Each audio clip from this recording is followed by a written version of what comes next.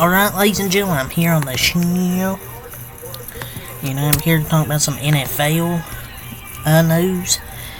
I haven't done any in a few days, I don't think. Maybe it's been about 3 days since I done NFL news, so I want to do one here, talk about some stuff from the offseason here. So let's get into the Ravens. The Baltimore Ravens have signed wide receiver Nelson Agholor to a 1-year contract extension.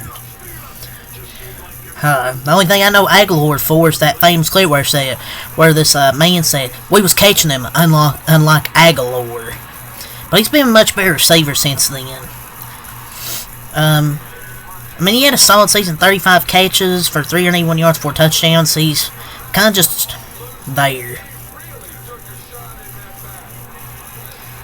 That's really all I have to say about that. He's a solid receiver.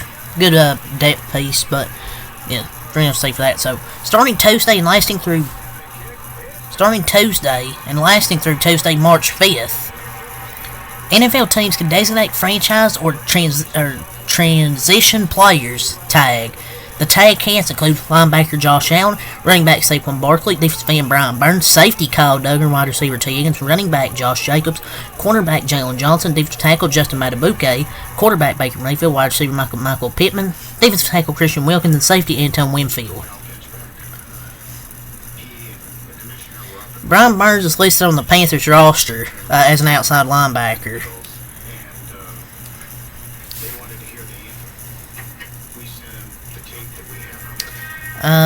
Who will get tagged? I don't know who will get the franchise tag. No way can the Panthers not tag Burns after they turn down multiple firsts for him, like they have to. He's a hell of a player, but they just keep making bad decisions, in my opinion. I try to recoup a first, if not this year, then from a team like Washington 25, but I doubt that'll happen. But no way the Panthers cannot tag Burns if they turn down multiple first round picks. I don't know. These are just the players that are eligible. They can be tagged. I think Anton Winfield should get the franchise tag as well. We'll see.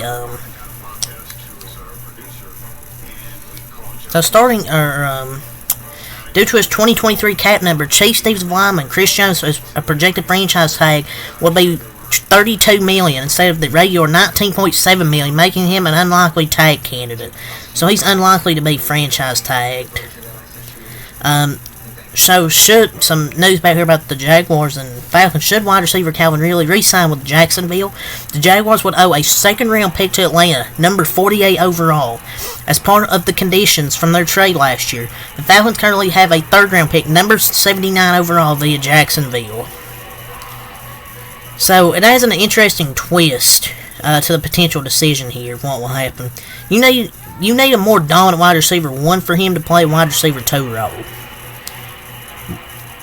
To me, kind of risky, because should you re-sign him, you'd owe a second-round pick to Atlanta, the number 48 pick. But Calvin Ridley's, I think, a really talented receiver. I think they might do it, but who knows? It just depends if they want to give up a draft pick. This tweet, due to his 2023 cap number, Buccaneers wide receiver Mike Evans' projected franchise tag will be $28.4 million instead of the regular $21.6 million, meaning he's not expected to be a tag candidate. So it looks like Chris Jones and Mike Evans will not be candidates for the franchise tag. And Vikings quarterback Kirk Cousins cannot be franchise tagged. He is scheduled to become an unrestricted free agent next month. Either he re-signs with the Vikings or goes to another team, say like the Falcons or something. But yeah, he cannot be franchise tagged. So, Buccaneers offensive coordinator Liam Cohen, who left Kentucky for Tampa Bay, is reaching back to the school to hire senior analyst Brian Pasucci. Or how you say his last name, not part of the nerd community, as the Buccaneers assistant offensive line. So this guy will be the Buccaneers assistant offensive line coach. And another college deflection, Buccaneers hired Georgia's well-regarded wide receivers coach and pass game coordinator Brian McClendon as their wide receivers coach. That wouldn't surprise me if they went out there and got Ladd McConkey. So they're getting some good coaches, or Tampa Bay, getting Liam Cohen as their OC. Brandon Brian Pasucci, and now Brian McClendon. So we have some news to talk about here with Steve McMichael. Some very sad news here. Chicago Bears great Steve McMichael has contracted another infection and was undergoing a blood transfusion days after being admitted into intensive care at a suburban Chicago hospital, his family said in a statement Sunday. And prayers up for him because ALS is horrible. And hopefully he gets better. He was current yesterday, I believe, he was undergoing a blood transfusion as MRSA. So, hopefully he can get through this, man. Can't lose another NFL legend. Sources. The Titans are hiring former Bengals assistant special teams coach Colt Anderson as their new special teams coordinator. Or as their special teams coordinator, reuniting him with new Tennessee head coach Brian Callahan. Was more like the Cincinnati Titans. I think it's a solid move. You know, reuniting him with Brian Callahan.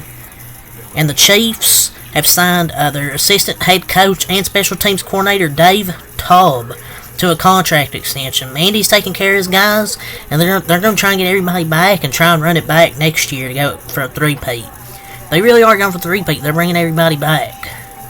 Andy Reid's coming back next year. They're really trying to run it back. So, sources. The Chiefs gave special teams coordinator and assistant Dave Taub, who was on an expiring contract, a new 3-year deal. Man, everybody's getting paid for the Chiefs. So, remember when that shooting happened a few days ago at the Chiefs Parade? Well, 2 juveniles were charged with crimes connected to the shooting.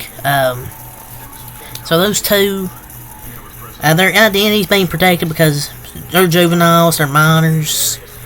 You can't release information on them because they're minors. Because they're kids, I mean. But they're still 2 juveniles that done crimes. So, Jimmy Garoppolo, Raiders QB Jimmy Garoppolo is being suspended 2 games for violating the NFL's performance-enhancing substance policy, league sources told ESPN. The policy violations relate to him using a prescribed medication without having a valid therapeutic use exemption, per sources. It clearly didn't work. Bro took performance enhancers and was still bad. I didn't know interceptions were against league policy. Jimmy Garoppolo will not appeal his 2-game suspension, and he now will miss the first 2 games of the 2024 season. Whether he's playing, it no longer is expected to be in Las Vegas with the Raiders, per sources. Look like Jimmy G's gone. And the Raiders are expected to release Jimmy Garoppolo before the 5th day of the new league year, mid-March, when he would earn an $11.25 million roster bonus, per sources. So it looks like Aiden O'Connell is going to be their quarterback to start the year. I guess he's better than Jimmy Garoppolo. But yeah, they plan to release him, so I'm not surprised.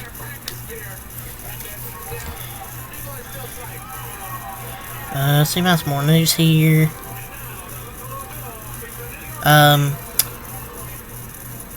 The Bears are releasing former Pro Bowl guard Cody Whitehair, per sources. After Whitehair spent the past 8 seasons in Chicago, the Bears are giving him the chance to sign with another team before free agency begins in mid-March. I mean, they're not really tanking. I mean, Cody Whitehair's just not good anymore. This is a salary cap move. He's just not good anymore. And also, the Bears are releasing safety Eddie Jackson. I mean, he hasn't really been too good the last few years. He's kind of fallen off. 5 or 6 years ago, he's been rather kind of stinky the last few years defensively. And they're releasing, and the 2 moves they made saved them $21.5 million against the cap. So tough decisions, but they had to be made. Compensation update: outside linebacker Joey Nakora signed a 1-year deal worth up to $2.675 million with the Philadelphia Eagles. Yeah, it's gonna be a Son Reddick's replacement. Now, it'll probably be a depth piece for that team.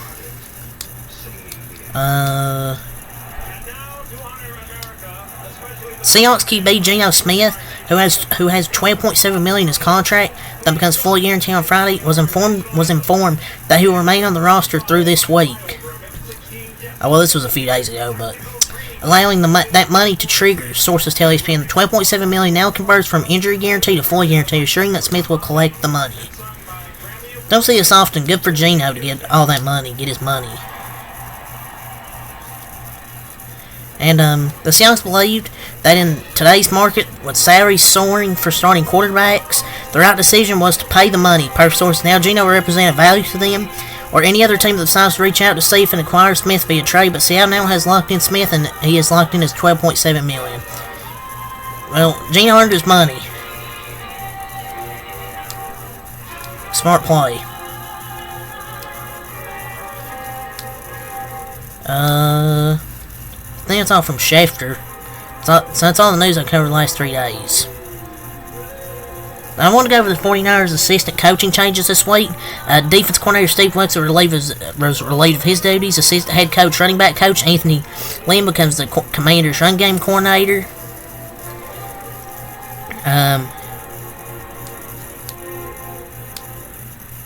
Well, I think he meant the night. Or I'm an idiot. Okay. Pass game coordinator Clint Kubiak becomes Saints offensive coordinator. Assistant offensive line coach James Craig becomes the Raiders offensive line coach. And assistant defensive line coach Daryl Tapp becomes Commanders D-line coach. So those are some coaches there. Some assistant coaches, I guess. So that's all from Shefty. See anything here from Rappaport?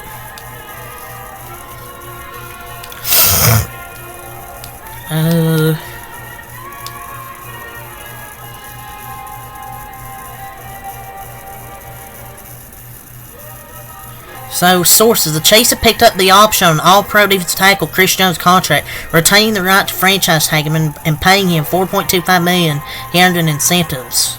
It was more timing than anything, as Jones was due the money regardless. If not tagged, he'll be free. But he's going to get paid this offseason by whoever it is.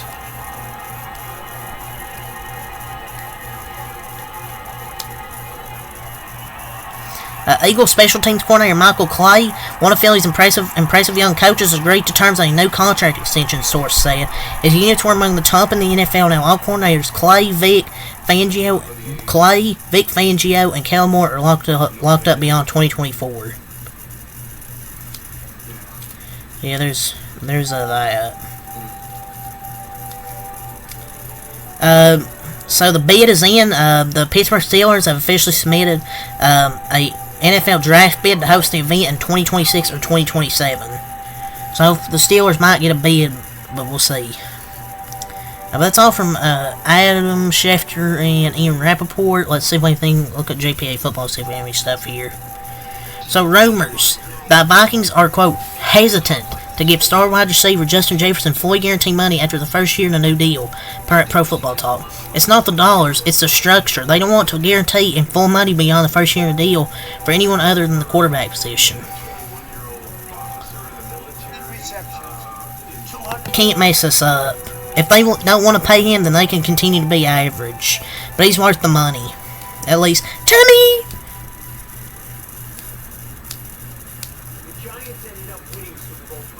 Per report, Broncos quarterback Russell Wilson accepting offers and providing tours to potential buyers for the mansion he owns in the Denver area, per businessman Den. And this makes sense with his future in Denver looking questionable. Another sign he's leaving. I mean, this makes sense. He's going somewhere else. There's one team in the NFC that has J.J. McCarthy rated as their second-best quarterback in the draft, per the Destin Adams. Here's a quote from an NFC executive. I think there's a significant drop-off in this QB class, but most around the league think it's after the fourth quarterback, not the third. Williams, May, Daniels, McCarthy are heads and shoulders better prospects than the next group of guys. Whoever it is, please jump up and draft so you can get so we can watch you get fired. JJ is not a better prospect than people think. He's not. He's just a mid quarterback. He's not that good of a player. He got carried by his running back last year. But that's at least Tommy. So a mock trade proposed on Get Up ESPN was the Giants get Deshaun Watson for a second round pick, Brands get Daniel Jones. That's literally a swap of trash. Did April Fools come early? What the hell is this trade?